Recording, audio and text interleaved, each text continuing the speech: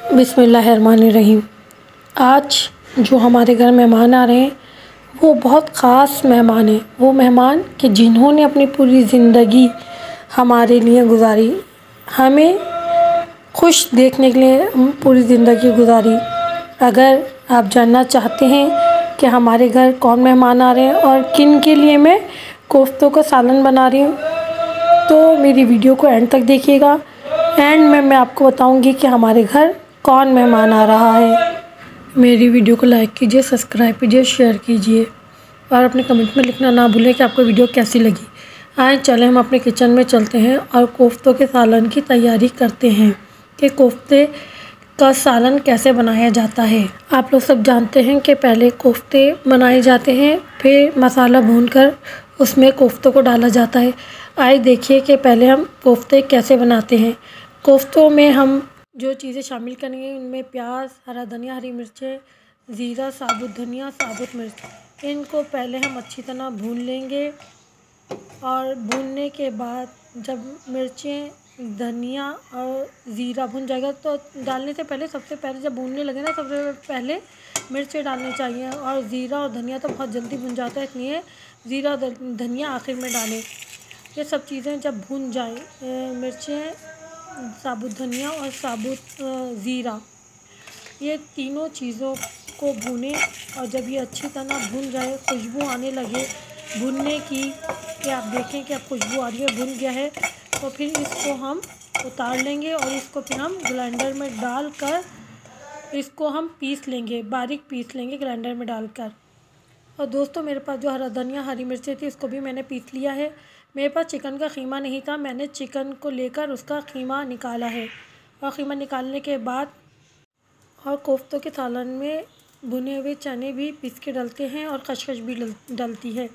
इन सब चीज़ों को हमने मिला लिया कीमे में और फिर हमने ग्राइंडर की मदद से इसको पीस लिया। सब चीज़ों को एक जगह जमा करके नमक भी इसमें मिलाया है। इसमें हरा धनिया, हरी मिर्चें, प्याज, चने और खसखस, ये सब चीज़ें डालकर और हमने इसको अच्छी तरह और पीस लिया। और जो हमने मसाला भुना था उसको भी इसमें पीस के शामिल कर दिया। और जब ये सब चीज़ें एक साथ हमने इसको पीस ली और जब ये पीस गई, बारीक हो गया बिल्कुल, और फिर हमने इसको कोफ्तों की शक्ल दे दी, कोफ्ते बना लिए इसके हमने। फिर मसाला बनाने के लिए पहले हमने प्याज को तला अच्छी तरह। उसके बाद प्याज तलने के बाद पतीले में लहसुन डाला, लहसुन को अच्छी तरह भुना, खुशबू आने लगी तो फिर हमने उसमें कोफ्ते डालकर कोफ्तों को भी अच्छी तरह भून लिया। अगर कोफ्ते अच्छी तरह भून लिया जाए, उसके पानी खुश्क हो जाए तो उसका टेस्ट बहुत अच्छा आता है। कोफ्तों को हमने गोल्डन ब्राउन कर लिया भून के ना, और फिर उसमें खुशबू बहुत अच्छी आने लगी, उसकी शक्ल भी बहुत अच्छी हो जाती है गोल्डन गोल्डन सी।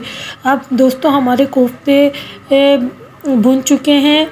अब हम मसाला तैयार करेंगे और हमने जो प्याज तली थी उसको हमने निकाल लिया है। उसमें हम दही डाल के उसको ग्राइंड करेंगे।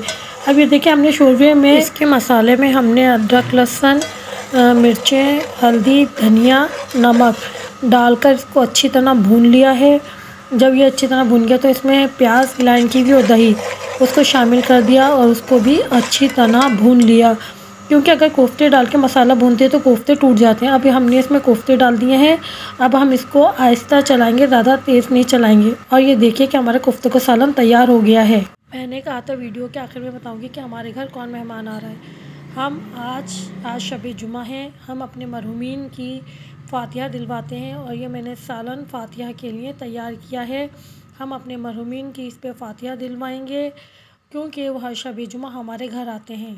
आप लोगों के मरहूमीन भी हर शब जुमा आपके घर आते हैं और उम्मीद है कि आप लोग भी उनके लिए फ़ातिहा दिलवाते होंगे और उनके लिए नज़र न्याज करते होंगे, उनके लिए दुआएं पढ़ते होंगे, क्योंकि वो हमारे लिए बहुत ख़ास हैं। क्योंकि वो अपने लिए कुछ नहीं कर सकते, जो कुछ करना है हमें ही उनके लिए करना है। जाफ़र सादिक़ अलैहिस्सलाम इरशाद फरमाते हैं, मुर्दा इंसान के लिए जब रहमत और मग़फ़रत की दुआ की जाती है तो वो इसी तरह खुश होता है जैसे ज़िंदा इंसान तोहफ़े मिलने पर खुश होता है। बस दोस्तों, हमें अपने मरहूमीन को नहीं भूलना चाहिए, उनके लिए दुआ पढ़नी चाहिए, उनके लिए नज़र न्याज़ करनी चाहिए। और सुबहानल्लाह वल्हम्दुलिल्लाह पढ़ें और फौत शुदा मुसलमानों की रूह को इसका इसाल सवाब करें तो हर मुसलमान की क़ब्र में 1000 अनवार दाखिल होते हैं, और जब वो पढ़ने वाला ख़ुद मरेगा तो अल्लाह पाक इसकी क़ब्र में भी 1000 अनवार दाखिल फरमाएगा। परवरदिगार आलम सब की मग़फ़रत फरमाए, जितने मरहूमीन उनकी मग़फ़रत फरमाए, उन्हें अपने जवार रहमत में जगह दे, उनके गुनाह कबीरा और सग़ीरा को माफ़ फरमा दे, और उनके सदक़े में हमारी परेशानियों को दूर फरमा। आमीन। Hello, guys, thanks for watching my videos. Like, comment, share and subscribe my YouTube channel. Don't forget to press bell icon.